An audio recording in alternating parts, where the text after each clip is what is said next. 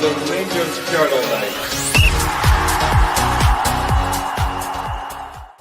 Good evening, folks, and welcome to another Rangers therapy session here at the Rangers Journal.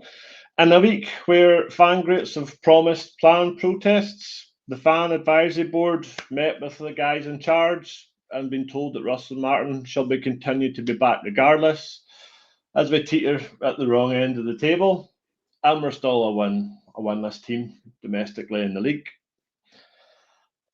But it's okay, the team won an Ironman challenge.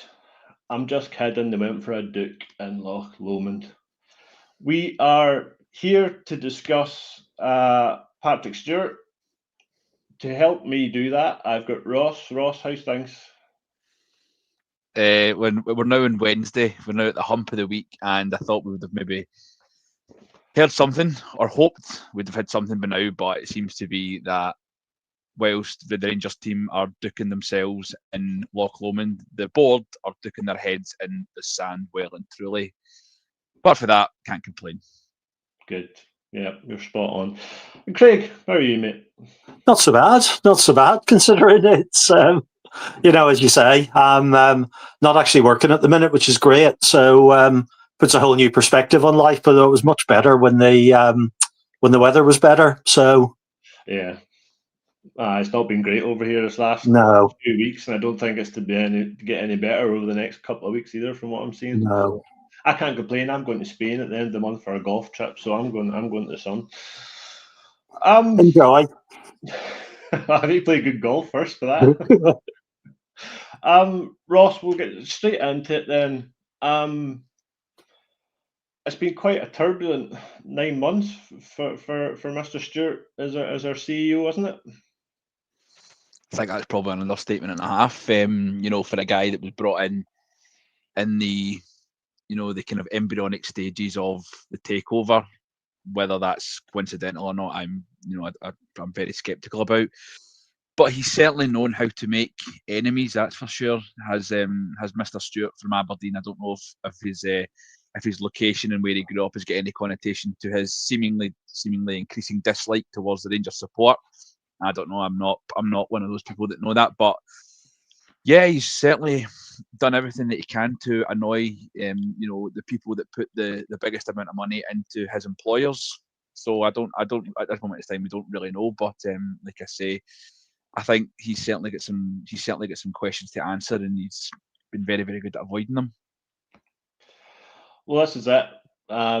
Obviously, this happened earlier on today. That news came out that the fans advisory board had met with them, and Kevin Thelwell as well. So we have to wait until the weekend for those meetings or the minutes of the meeting to come out. It'd be interesting if these minutes come out before the match or after the match, considering what we're seeing on social media and what's been planned. I'd like to think that they're going to obviously hold on to those for at least until Sunday. You'd think, Craig. Obviously, when Patrick Stewart was first announced, were you expecting big things from somebody who was coming, granted from Man United, but in terms of it was an interim position he had, but still coming from that sort of background. For me personally, I had high hopes. Yeah, no, absolutely. And I think what we had before as well wasn't particularly great. And I think there was also, he isn't the other guy. It was it Stuart Robertson before that he took over from, or was it and it's one of those things. He came in on the back of some goodwill based on the fact that we probably didn't think it could get any worse. That was probably a little bit naive on our part. But again, he's been appointed by an organisation who kind of understand this stuff, and they're businessmen. And I can get it that you can appoint a coach who may bamboozle you with his knowledge of systems on the pitch and stuff. But these guys should really know what constitutes good and bad within the role that he's fulfilling. And so I think that's maybe the disappointing bit. Now, okay, have they made one big mistake in Martin, or have there been a lot more? And also, are things going on behind the scenes that we can't know about? Because there's potentially legal stuff that goes on at this point where you've got unfair dismissal or whatever, and you lay yourself open to a lot of things. It could very well be there's very different conversations happening behind closed doors at Ibrox to the ones that we as fans are allowed to understand and be privy to. And I can kind of understand that to an extent, as long as they're going on. Well, that's it. And I think it's something, we have sort of got used to, I think, in terms of player transfers with this. Obviously, there's the new owners and the takeover and that everything sort of kept quiet. And, you weren't really getting these like exclusives that you see in like crappy newspapers that we have in Scotland and mainstream media and that. They were fed nothing, and they're doing the same thing now, where it's it's priority for fans to even get some sort of guidance in a time like this. We're getting absolutely nothing. Now, granted, we've got that small snippet from today, but we have to wait until the weekend to actually find out what sort of questions were asked and what the responses were. I think that's where my apprehension and anxiety is coming from, because it's like, what did these guys ask? We got a brief overview of what was said there, but there's burning questions there need to be asked, and I'm desperate to know what these guys have served up as an answer, because we're at the moment we're just an absolute bin fire, really. Ross, what do you expect from a CEO? I mean, the CEO, generally speaking, in most businesses, is not the most important person, but he runs it day to day. He's the guy in charge of running a business day to day. Now, that's whether it's a football or whether it's a bank system or anything, it doesn't really matter. They still have the same job, as that everybody is kind of subservient to them in terms of day to day running.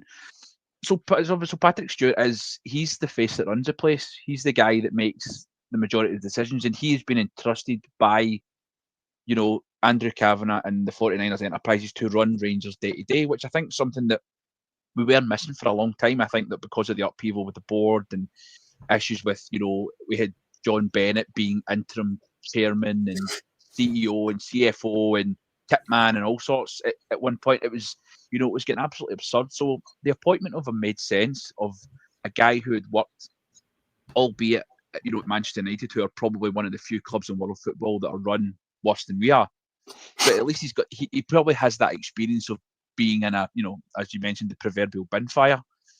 So it made sense, when he came in and, he has that experience at that top level, and he was obviously trusted by, I think he's obviously, whilst it was never informal, it was never formalised at that point. I don't think it's a coincidence that he comes in 2 or 3 months after the initial talks of takeovers had begun. I believe they'd said it was October, and he started, I think it was just around about kind of Christmas time.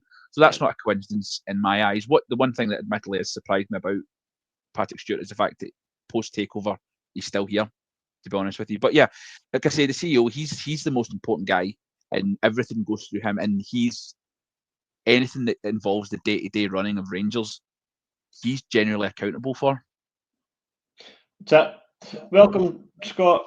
I'll tell you what I'll do. I've got a recap of his 9-month tenure with us, so I'm going to go through that with you, right? So he's appointed December 16th, and one of the first things he has to do is come out and publicly back Clermont after a poor away record. There was a lot of murmurs in the fans, a lot of unrest at the time. That was early January. Then we get humiliated at the Queen's Park on the 9th of February. He then comes out with the speech, the video on Rangers TV on YouTube about the publicly backing him again. That was the 19th of February, and the reasons were the European record, and that was basically what they put the whole thing on. And then he's sacked on the 24th. He's sacked 5 days later. 30th of May, then obviously he's kept on as part of the 49ers takeover, and what Ross says, I think you're right. I think, he was well included in that if it came in October. And then he announces he's part of the team that announces, along with Kevin Thelwell, announces Russell Martin on June 5th. Do you think we're not seeing a public backing like we did for Clement because of that particular reason? Do you think he's not putting his head putting his head above the parapet and putting it out there? Do you think? It's difficult to say, to be honest with you, Jock. The best way I can answer that question is the way he's done his job overall and the state the club's in just now. I think where he deserves credit in, I think he oversaw the takeover in very difficult circumstances. If you look at what way the club was in, I think he managed that fairly well, I would say. That's the only compliment I would give the guy. I think he's been absolutely stinking otherwise at his job. Absolutely hoaching. I don't know if you've seen any of the stuff for the fan advisory board on Twitter tonight, but they've had a meeting with Patrick Stewart, Kevin Thelwell, and the Rangers board, and they've released a comment basically saying that the club are sticking by Russell Martin. Yeah. Sorry if you've already spoken, but I suppose I just seen these short and decided to jump on. I just covered it in a sense that that's what we got from it, as in a small snippet. They've backed him, but they haven't released what the questions were asked and what their responses were. We're waiting on this minutes, and that's why I'm saying it's interesting to see if these minutes are going to land before the game, or are they going to land after the game. We'll see on the minutes. I think they said, they commented saying that it'll be before the weekend, but see, as a podcast, a Rangers podcast, I want us to now be fronting the narrative of this is not good enough, and I'm now worried about my club. Extremely worried about my club, if I'm being brutally honest, with Patrick Stewart in charge. I think he's been nothing but negligent in his role. I think he is. There's rumours that Jim McAllister was able to come back in the summer, and apparently he's blocked it. Now, whether that's true or not, I can't comment. I've got no idea. But if that's the case, then Patrick Stewart is not the man to be CEO of Rangers. He's the man that's carrying the day-to-day running. He's the man in and around the Fitba Club. There's job vacancies all over the place. It's not happening. It's not happening. As you say, Jock, look at the state of Man U.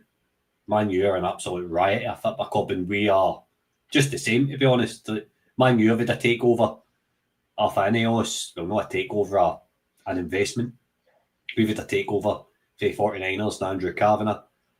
We're pretty much in the same boat, to be honest, in terms of results, and we've both got managers on the pitch that are refusing to change their style of play to win Fitba matches, and it's just the whole thing is stinking, to be honest with you, mate. The whole thing is just, and Patrick Stewart, he's not fit for purpose and he needs to resign, if I'm being brutally honest. He's the one that's hired Kevin Thelwell. They're the ones that hired Russell Martin.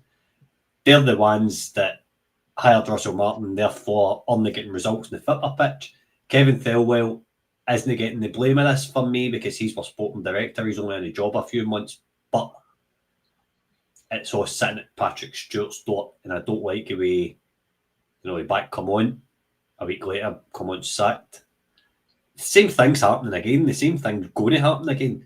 Yeah, that's it. 100%. The only way, sorry, Jock, but the only way this is going to change is people not going to games.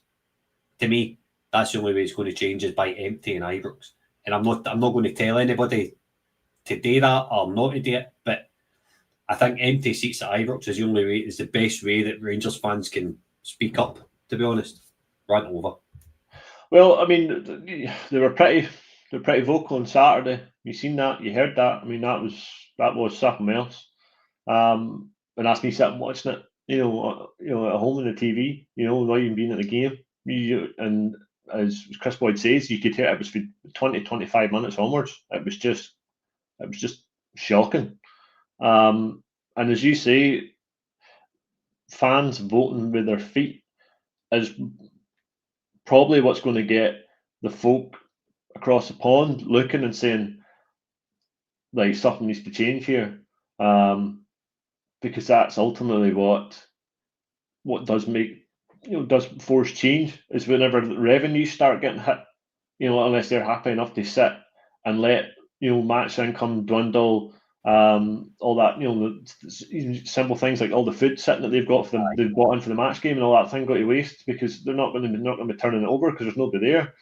Chuck, I don't know what uni boys would think about this, but when are we ever going to stop shopping in England?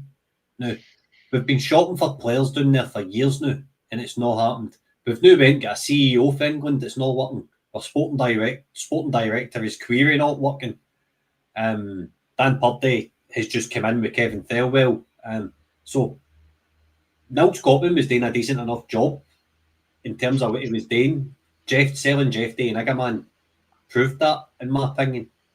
So when are we going to learn that we need to go down a more homegrown route or a foreign route in terms of guys sitting in the boardroom and a homegrown manager? We need a manager that can come in and knows how to win games of football in this league.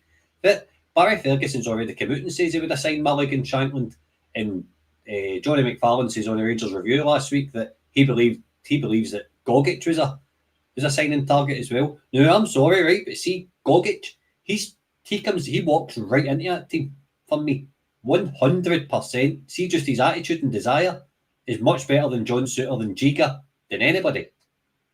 He knows the rigours of the Scottish game. That's what we need just now. We need to focus on getting shiny things in the cabinet, and instead of Shamiti at 8 million quid, can up to 10 million.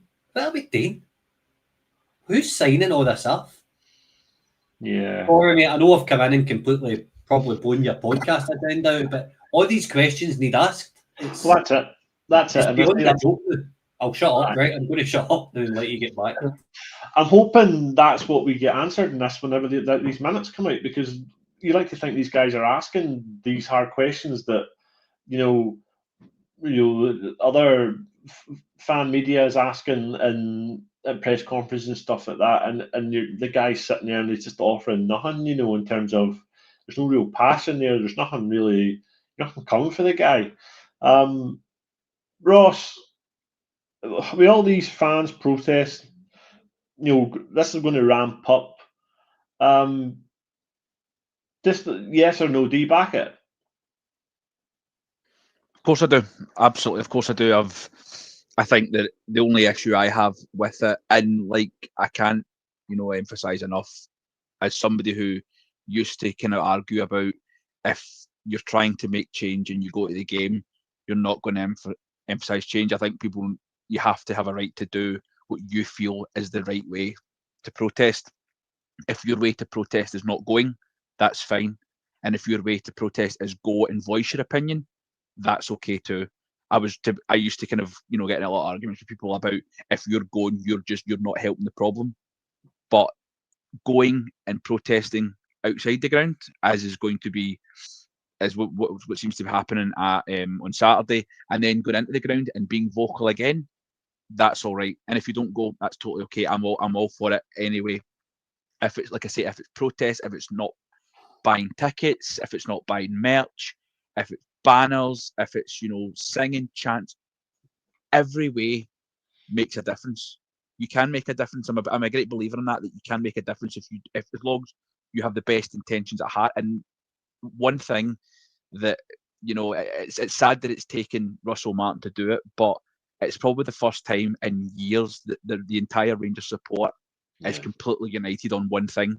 Because even with Philippe Clement, not so much perhaps with Michael Beale, but there was always that argument of you can't keep sacking managers.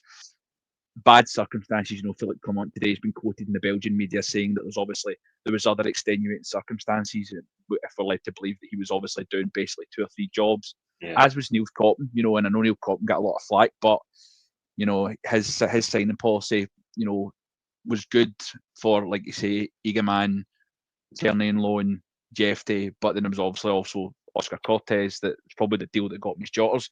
So you need to be open and understanding towards personal circumstances and the way that the state of the club is. But at the moment, there's so many things in place to provide Rangers with, opportunity. We're not financially constrained anymore. We've got backers who have already put their money where their mouth is. They've backed the manager, and whether you think he's the right man or not, you can't say that he's not been backed. which you could probably make an argument for previous managers. You know, the long-standing argument, was Gio backed properly? Yeah. Was Clement backed properly? Unfortunately, Michael Beale was backed and, you know, made a bit of a pig's ear of it. So I know I've gone on a bit of a kind of long-winded rant there, but if you feel, like I say, if you feel to go and protest is by going and, you know, throwing, you know, and saying things towards Russell Martin in a way that you think he's not the manager, he's not the right guy, which is totally fine. I think we're kind of well past that stage now, that we're all in acceptance that Russell Martin is a problem and needs to be removed, which even with, you know, we've been talking about the fan advisory board. That's a board of supporters who've been implemented by Rangers to ask questions on behalf of the fans. And we talk about the fan forums and things like that. These are club-driven things. And when you get club-driven, you know, you get club-driven opportunities actually calling it out. That's how bad it's gotten, to the point that the people put in there by the club to say, oh, this is your fan representation. I don't know. I've never met anybody from the FAB. I've never spoke to anybody from the FAB. I've never seen anybody outside Ibrox from the FAB taking opinions, anything like that at all. Do you know what I mean? So I don't know these people. And even the people that are put in by the club are going, what are you playing at here? How are you continuing to back this guy? It's farcical, and it just shows you how bad it's gotten. But it kind of leads back to my point that even, you know, when you've got the fan, you've got the support, you've got the fan media, you've got pretty much every podcast that you can watch about Rangers, you've got the English media, you've got, you know, the Scottish media, you've got the club provided media, and I think I'm surprised we've not even had the club channels, Christ, putting out stuff about Russell Martin. It's gotten that bad. It's an absolute embarrassment. And like I say, go and do something. Don't just sit on your chair moaning about it on Twitter or moaning about it on YouTube comments. If you want to act change, you need to enact change by going and being productive about it. So totally support it. I'm going to be there. I'm going to be outside Ibrox at 4:30 on Saturday. I think it's so important to go and, you know, try and make a difference, because this cannot continue. Yeah, no, you're spot on. You're spot on. I say you'll not be the only one. Craig, this is obviously, as we're led to believe, impacting ticket sales. Yeah. For this game, and I read an article there saying that even away ticket sales is down, which for Rangers support is unheard of. This is another thing that's happening under his watch. What's your thoughts on the away tickets being down? For me, that's a big shock. I can understand fans not wanting to go to the Ibrox. I can get that. Yeah. Because, you know, it's already done in the CCS, and that's already out your account and stuff, and folk can do what they want with their ticket. But you know, when you lose the backing and the away support like that, yeah, I don't think you turn that around, no matter if you're Russell Martin or if you're a CEO. I think that's your jotters, if that's me. Yeah, and you know, through all the really dark days of 12 to 14 years ago, the one thing about the club that remained world class, where we could compete with any club in Europe, was taking away support to places. You know, even during the really bad times, every seat would be sold, and there'd be a lot of disappointed people who couldn't get one, who would kill for that seat. So if we're not filling away ends, then that would be a massive cause for concern. I do think that these guys are smart businessmen. It may not seem it at the minute, but they did put some money in. They obviously will know they've got a problem, and they're probably sat there now trying to work out how best to work this out and how to do it. The protests, I think, in the short term will bring that to them, but I don't think they're going to be the catalyst for change. I think at the end of the day, the catalyst for change is going to be that a load of guys have put huge amounts of money in, and that they want a return on that. And if that isn't getting it, then, and it's very frustrating for us all to sort of be there, but you're not going to hear that until the day they turn around and say Martin's gone. Yeah. But do Martin, Stewart and Thelwell will go at the same time? That scorched earth policy. And I think they're probably trying to work that bit out, as in who would be the person that has to go to make the big change. And you're probably right that then Stuart might disappear into the background in a month or two's time if we've got things working out on the pitch, or Thelwell or whatever. But I'm fully behind the protests. Boycotts will take a long time to kick in. The thing that we need at the minute is a shock tactic to show people that actually this is what could happen, because it'll take a year to actually make the effect of it felt, and that's that we don't have a year. There just isn't that time.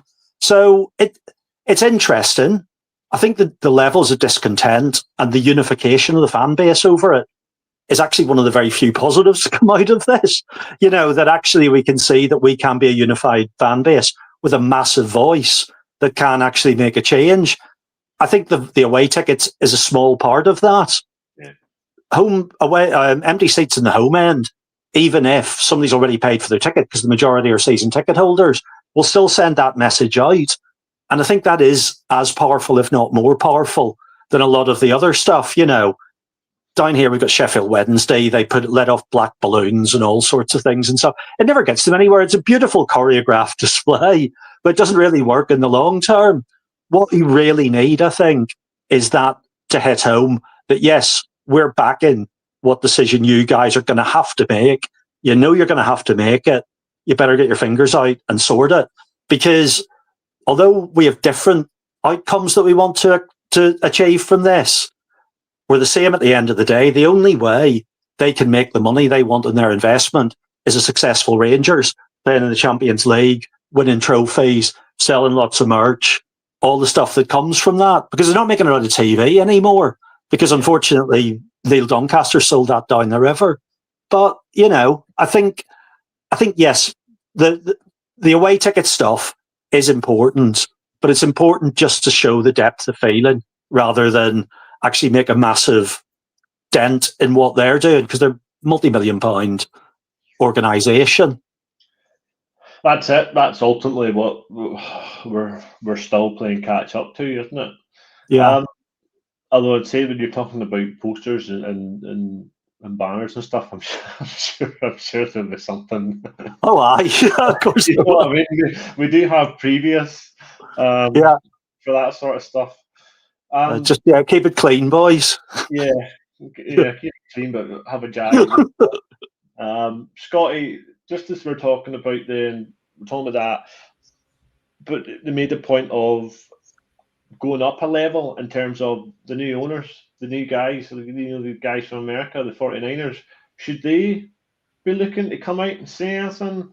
Should they be backing not only Russell Martin, but should they be backing Patrick Stewart as well? Or do you think they're just going to be the silent investor in the background and only turn up whenever we're front and center in TNT on a Thursday night and everybody wants to see Ibrox rocking?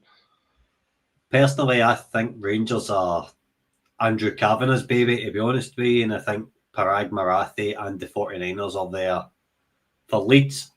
Craig, what do you think? Do you think 49ers are there in a more kind of advisory role, investment purposes?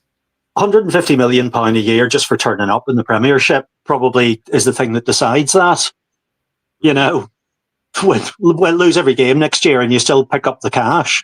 So, yeah, I would say so, Scotty. I think, although Marathi has shown enough interest in Rangers to get under the skin of Leeds fans as well, like to a large extent, there have been a lot of people who are prone to complain, shall we say, on Leeds Facebook sites, who are saying that they don't care about us anymore, they only care about Rangers, which will come as a surprise to people listening to this and yourselves, but I think that's the nature of the beast.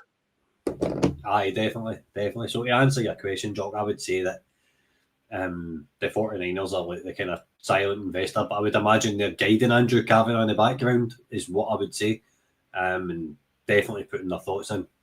I just want to say to everybody in the comments that I wasn't telling anybody not to go to the games earlier on. I was just saying that that's probably the only way for me that people are going to listen. I think it's already started with the away tickets and stuff right enough, and I don't think Ibrox is going to be very busy on Saturday, so I think it's going to be sooner rather than later, or well, I hope, with Russell Martin. the call needs to be made. I just wanted to clear it up that I wasn't telling anybody what to do with their choice to go to a match. Go to a match and support your team. Christ. No, that's it. I think the players need that. I do think the players need some sort of support. And it's going to be difficult for them on Saturday with that protest right outside the changing room. They're going to hear it. It's going to be hellish. It's so much better when you're cheering and you're celebrating when you're holding, as Scotty says, you're holding something shiny. The players are, the fans are singing your name and you're throwing beers and having a crack, but it's certainly not going to be the case. We'll move on then and look at a potential replacement then for Mr. Stewart. There's somebody that's recently become available, so it's going to be cheap, and knows the club quite well. And it's this man here, Davy Weir. Ross, what's your thoughts? Love him. Love Davy Weir. Honestly, God, one of the best 6-month free transfers we've ever had in our puff. 6 months turned into 4 years of success, and for a guy in, such an underrated Rangers captain for me, and he probably proved that after just in terms of his personality taking over from Ferguson, who Ferguson was kick every ball, shout at every guy. Do you know what I mean? Kick your heels. David Weir was complete opposite. He was cool, calm, collected, but he was still a leader. Still, he could handle himself as well. He was a tough guy, tough defender as well. Obviously, that's him as a player.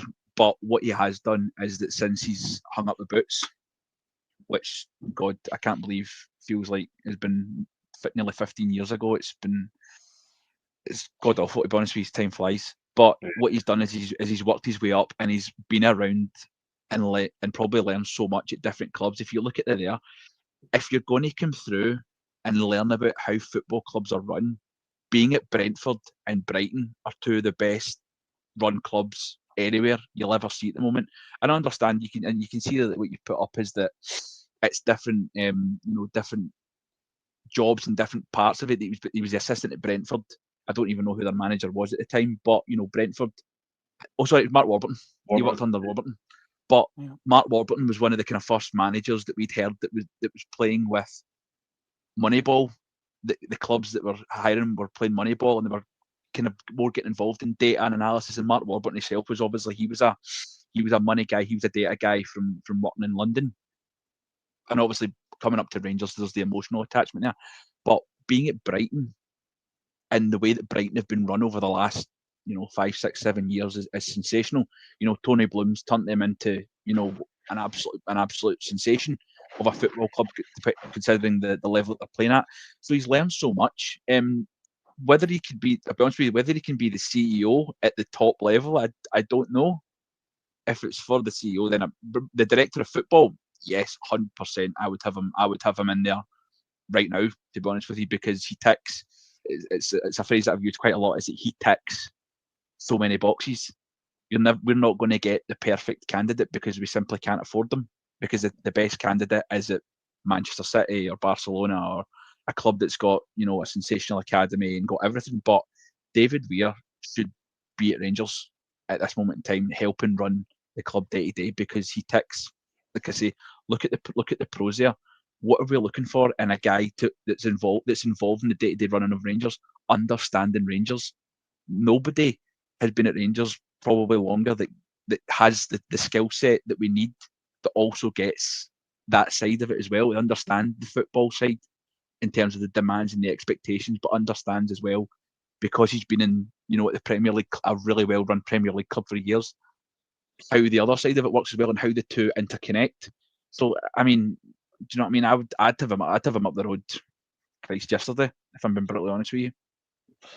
Craig, Ross touched on a good point there. He's talking about being at well-run clubs, and that's why I think we've picked David Weir, because if you look at, obviously, you're talking about Brighton, Hove Albion, Nottingham Forest are starting to get there. Brentford at that point as well were sort of one of the first clubs that were sort of doing this sort of Moneyball thing, as Ross mentions. But Brighton and Hove are the pinnacle now for how a Premier League club should be run, by getting there and how you stay there.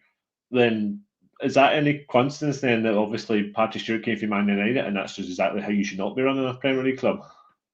Oh, I mean, undoubtedly. The fact that he's this guy, he'd be that guy, I think, even if he wasn't Davy Weir, if you know what I mean, because Brighton at the moment, it always runs aground. This strategy, it did for Leicester, and other clubs have fallen foul of it, that you eventually start getting the wrong people in and it starts to fall away. He'd be leaving Brighton, or he's left Brighton at their pinnacle, basically, at a time when nothing seems to have gone wrong for them in terms of signings. The players they brought in have all been good. So he'd be on the crest of a wave. He'd have that belief that he knows what he's doing and would know how to do this.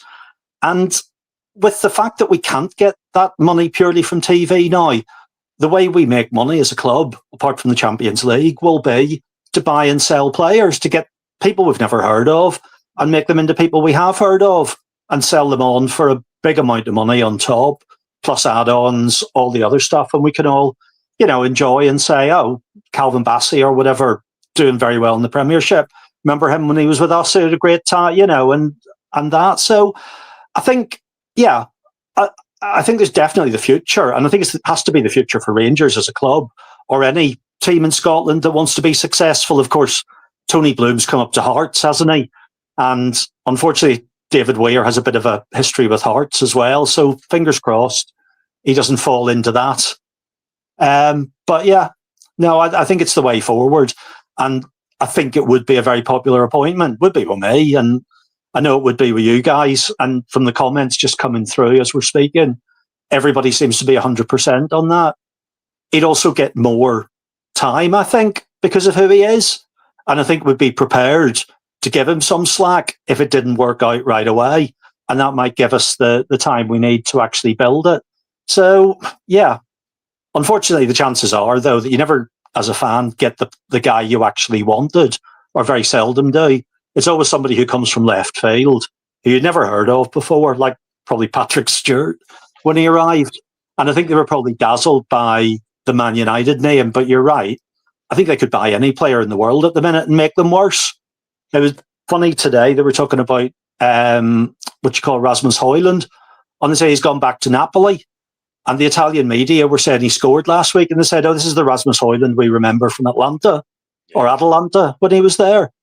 And he'd just gone to Man U and just fallen off a cliff, and it's, but it seems to happen all the time. I think we've got some good players there. I don't want them to fall off a cliff. And I think that's what we've really got to guard against. Well, that's it. And it's, form would dictate that they have already. Yeah. Yeah. Oh, my Alexa's chatting to me. Scotty, do you think, in terms of, as Craig says there, time, do you think Stewart's had plenty of time and it's just not? There's too many negatives there. There's not much positive has come out in his time, because he's not even been in the role a year yet. And as I outlined earlier, everything that he's went through. The one, as you talked about, you did talk about some positives earlier. And our positive I could say is that, in terms of transfers over the summer there, we did bring in a hell of a lot of money with the outlay of what we've, I think we're going to end up with a small profit in that come the books in November. Aye, 100%. I think, has he had enough time? No. But what's he done? But my counter question to that is, what's he done with the time he's had? He came in when Clement was in. That was a complete bin fire. That was his chance to get credit in the bank. This has turned into a bin fire again as well. There's a severe lack of knowledge within the Scottish game. This is what it's always coming back to for me. We're not going to win these shiny things unless there's some sort of knowledge of the Scottish game. We can't keep hiring managers that don't have a knowledge of the Scottish game, that have to learn how to win in this league. It's not hard to win in this league, right? If you know how. You know what I mean? You could be. This league's broken good managers like Philippe Clement. Philippe Clement came here with a great pedigree. With, see if you take Clement's time out of Monaco off his CV and you're bringing in a guy that's won 3 league titles in Belgium with 2 different teams, you're like, perfect. That's exactly what we're looking for. He comes in and wins the League Cup in the first 6 months and gets you back into a title race, but in 6 months later, he's getting beat off a year later, he's getting beat off a Queen's Park in the Cup at Ibrox. That's the kind of proof in the pudding that we need short-term success, short to medium-term success to get us on a firm footing, to then bring in this philosophy or brand of football, whatever it is they're wanting to do at Rangers. And it needs to be a slow transition to it, Jock. It's a bit like Russell Martin's football. Russell Martin's trying to go for A to Z instead of going through the full alphabet to get for A to Z. He's seen it in the Old Firm game. He thought he'd figured out a wee bit. Thought that could have been a wee bit of a catalyst, but then he reverted back against Hearts. There was none of that front foot kind of tackling, winning the second balls. There was none of it. There was that high line was back again. We get picked apart. I know there was dodgy refereeing decisions and that, but Hearts deserved the 3 points on Saturday. There's no doubt about it in my eyes. So we're trying to rush that side of it. What we should have done years ago was bring in somebody that knows the Scottish game and can bring us short-term success, because Celtic have been brilliant. We could have competed with them a lot better by signing, again, I'm going to get back to it, by signing people that that know the Scottish game and know these guys like Todd Cantwell for England, Emmanuel Fernandez for Peterborough, you've brought in that you've barely seen. Just people like that. Paul said Scott was because the owners weren't there. I know, but what I'm saying is that we can't keep going through this learning process with everybody. You see, it's not hard to win this league. I believe we've got the squad capable of challenging for it. Not this season now because we're 9 points behind, but we could have had. Gordy's in the comment and he's just completely ripping the piss out of me. But I just believe if there was merely an identity about us and somebody with a bit of savvy about the Scottish game that knows how to beat a low block, then and beat your St Mirrens, your Dundees with Stephen Presley in charge. Oh my God, man! See if you can get those points and make it comfortable, build way back, then you're going to compete. You're certainly not going to be 9 points behind with 4 draws and a defeat.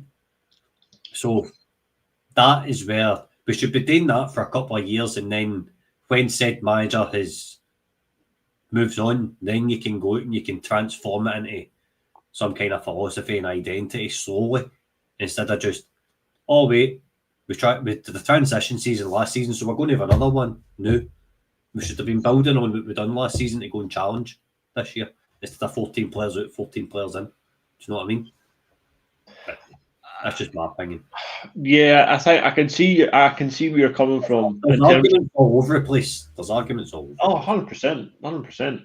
Like we went big bang this philosophy, bang, there it is, and like you say, I think you're right. It should have been a gradual thing, but we're looking across the road and seeing another team that went big bang, and granted, it took a couple of games for it to click, but once it clicked, it's blue Scottish football away, didn't it? And I think that was what we were all hoping was going to happen here. But yeah, it's not. Like Jonas said there, like, we need a figurehead now. Steven Gerrard would come in as a figurehead, but see if you got somebody abroad that came in as a figurehead, they would need to learn the Scottish game all over again. Yeah. How to win away to St Mirren, how to win away to Dundee, at home to Hearts. You've not got time for it. If Gerrard comes back, then he already knows, he's got that knowledge. Do you need that experience of the Scottish game is what I'm getting at.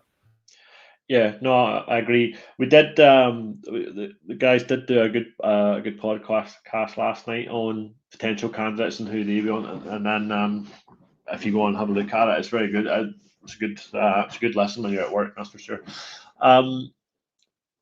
Ross, I don't want to get bogged down in who we should be getting and who we should be looking at. But Scotty does make a very good point, and so does Shona there in the comments.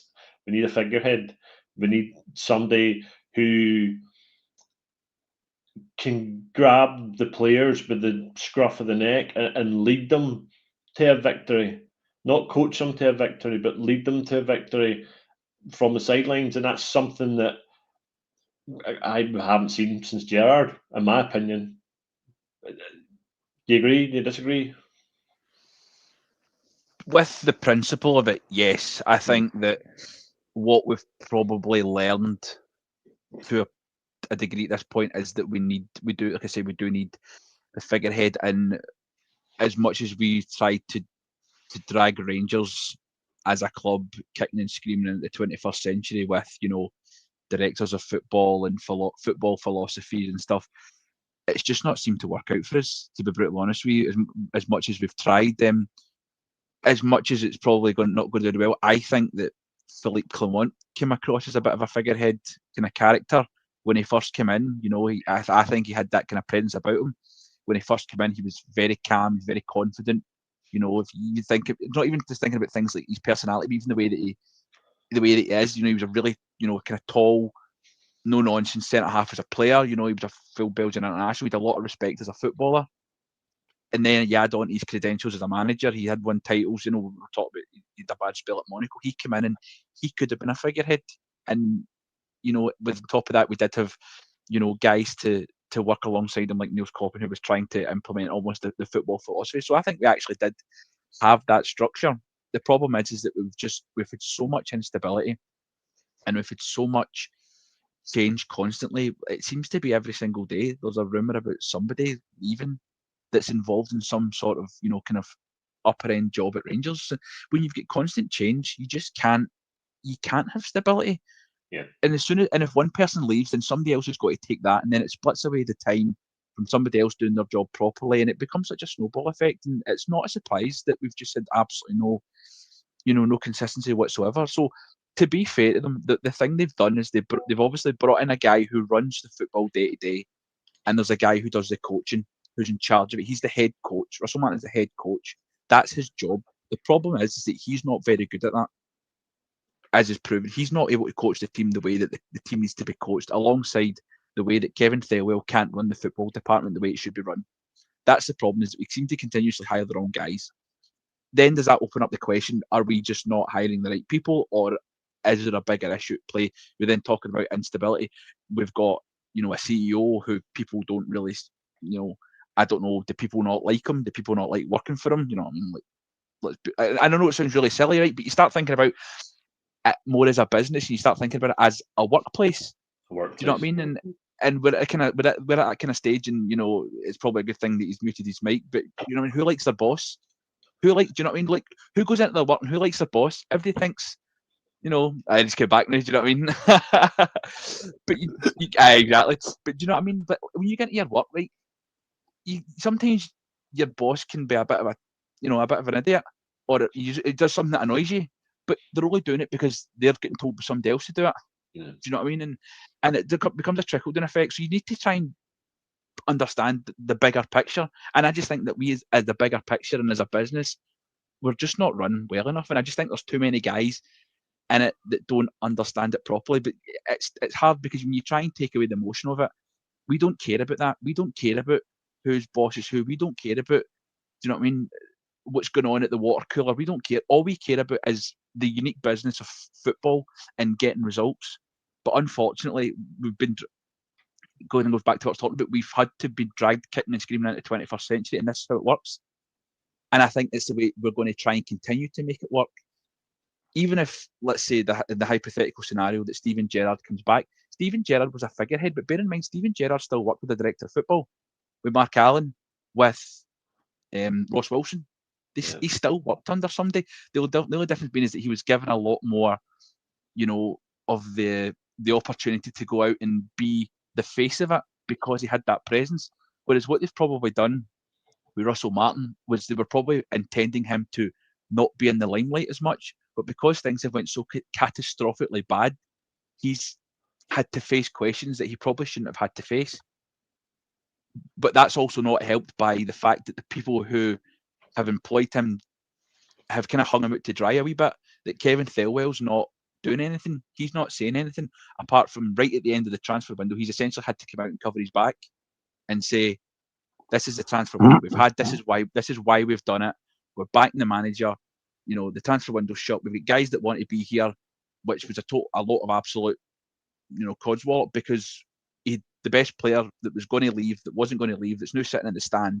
It's just been an absolute disaster from start to finish. And I think that, obviously, like I say, I think that you can still have, the figurehead, and I think what's emphasised from this whole scenario is that we can still have that figurehead, but keep it within modern football structure. And that's probably, do you know what I mean? It's a kind of long-winded point to say, yes, I think we probably do, because we're still a unique football club and it means something to the supporters.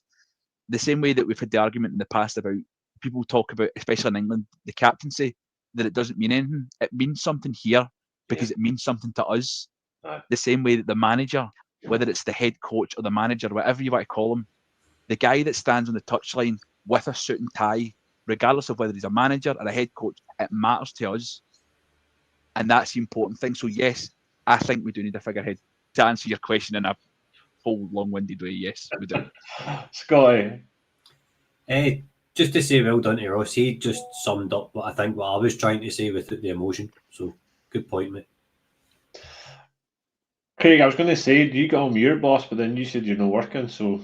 Well, I do think what Ross has said is really important, actually. And there's something about the Thelwell stuff about not speaking out at the time, either one way or the other. What I found at being in organisations was that what they valued more than anything else was this concept of, they call it professionalism. And professionalism means you don't tell your customer base that you hate the guy you work with. And that is basically, what it is. It's not professionalism at all. It's just being prepared to sell, to make sure you keep it tight so they can make those decisions behind the piece. And it's not something I completely agree with.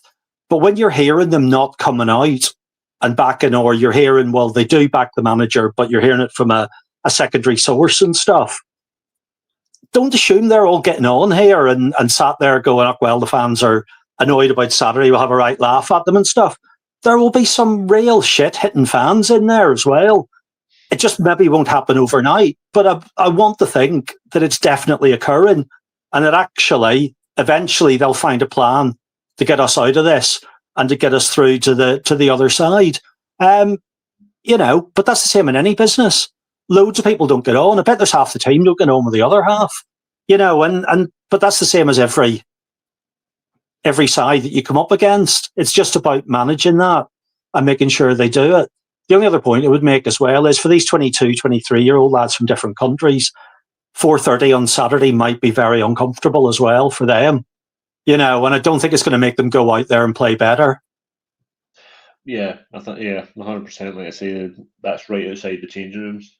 It will be a character builder. That's for sure. That's for sure. See if they're thick-skinned or not. No, I had a point in my head now. I've completely lost it. Scotty, we're going to close up shortly. We've got 6 minutes left. Cool. What's your ideal next 7 days? 10 days. Say 10 days. What's your ideal 10 days? I wish we still had replays in the cup.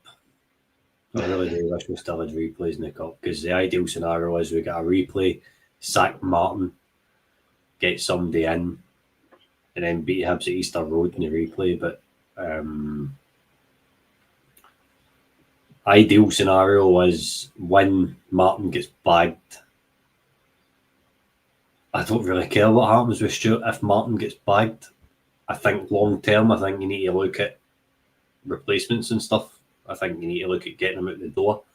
I don't think he's the real problem at the minute. I think the real problem is getting things fixed in the park, and then you can slowly begin to fix things after the park.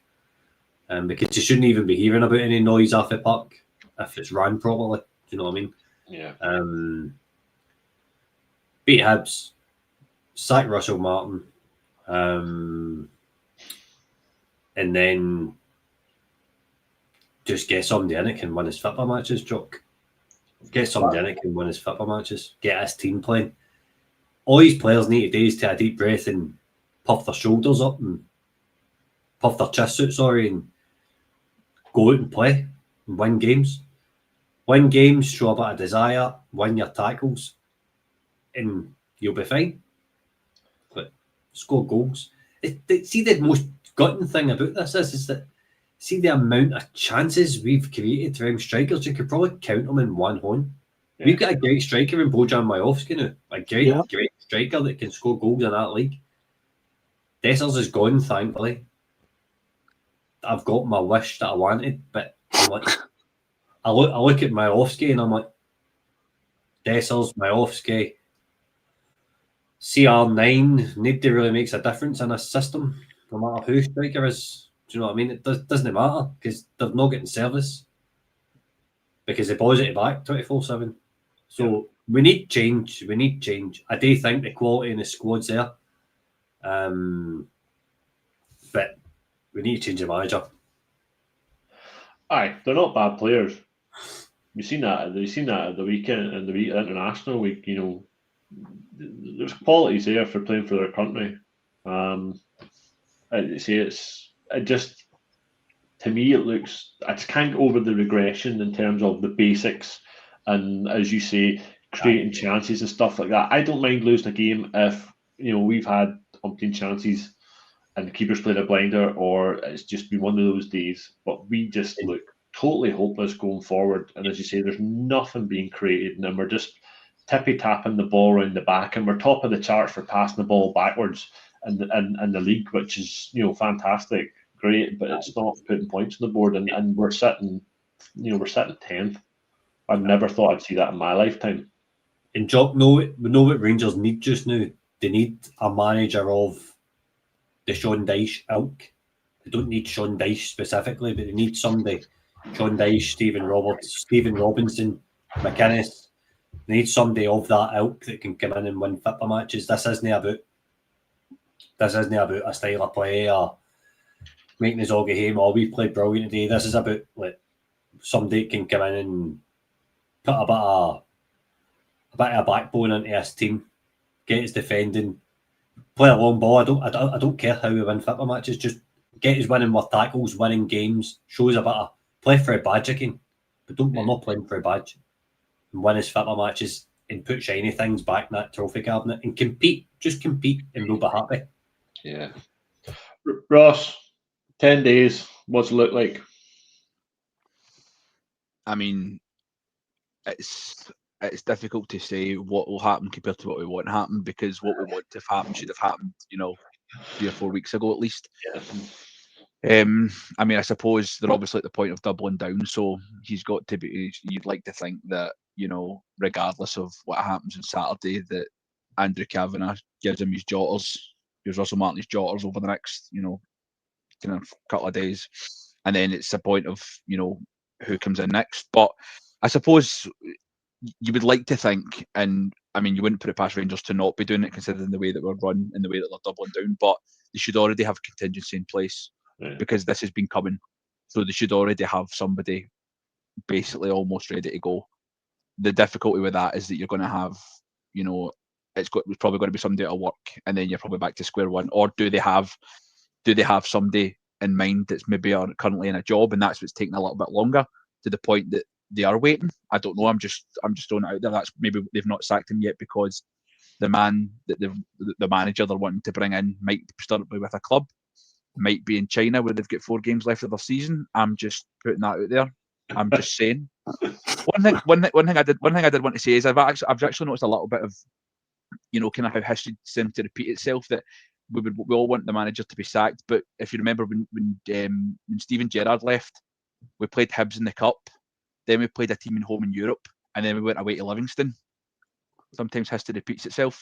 Do you know what I mean? And I think there's a bit of a kind of cruel irony in that we want Russell Martin gone, and then we want a manager in place at home for the game against Genk on Thursday. And I think, come hell or high water, if he's not sacked at the weekend, then it's gross negligence, almost verging on sabotage.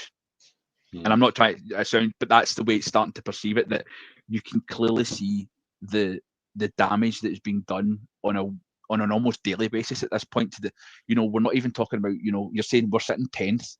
We might not kick a ball again in the league, and we could be sitting bottom of the table. Now, I know there needs to be circumstances for that. We've got a massive game where we've still got silverware to play for.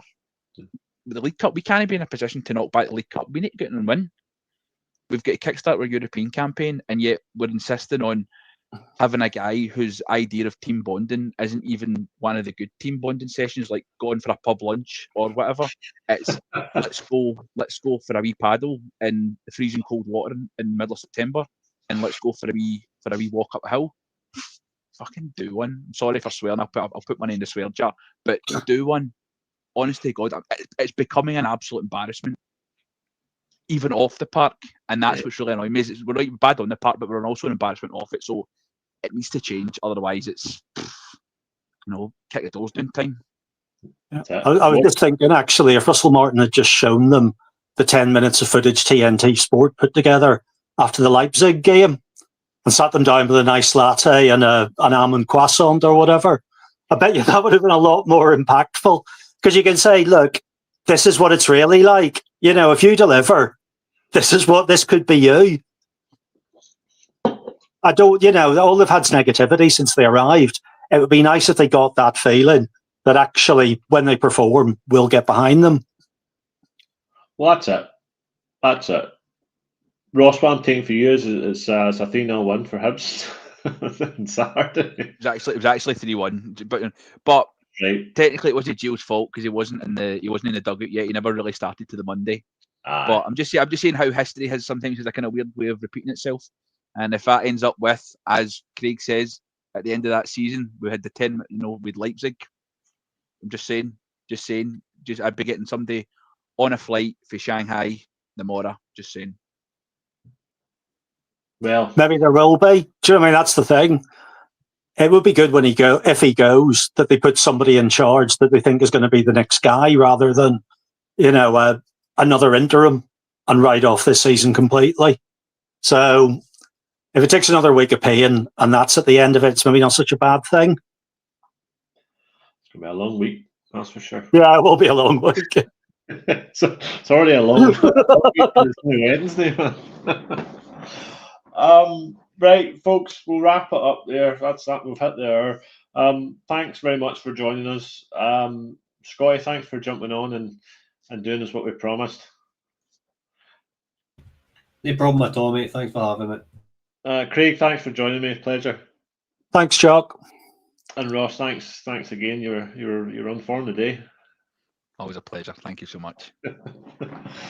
Thanks again, everybody, for watching. Just remember, head over to our YouTube channel and hit that like button and subscribe button. There's plenty of you watching on X. Would do us a great favour because we're in the march to 5K. Thanks again. Thanks for joining us. It was interesting. It was good to get things off your chest and have a wee midweek therapy session as we roll on again. We'll be back again tomorrow night for a Q&A. I think it's 9:30. I think we're on, and then there'll be the Friday show will be on during lunchtime as well. Let's see if there's anything else comes out from the club. In the meantime, it's just left for me to say every night is a Rangers Journal night.